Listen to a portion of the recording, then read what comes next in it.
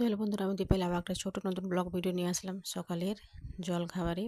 তো চায়ের সাথে বানিয়েছি গোলা চকলি বা পিঠে, যে যাই বলো না কেন। তো চলো এক নজরে দেখে আসি কীভাবে বানালাম রান্নাঘর থেকে। এ দেখো তোমরা, আটা বা ময়দা, আমি এখানে ময়দা নিয়েছি, সাথে চিনি নিয়েছি, আর পরিমাণ মতো স্বাদ মতো নুন নিয়েছি।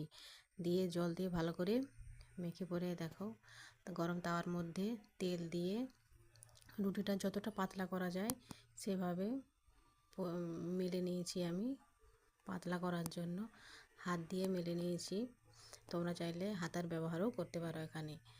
তো তো চলো, এখানে পাতলা করে মেলে নিয়েছি। এবারে দিয়ে দিলাম ঢাকা।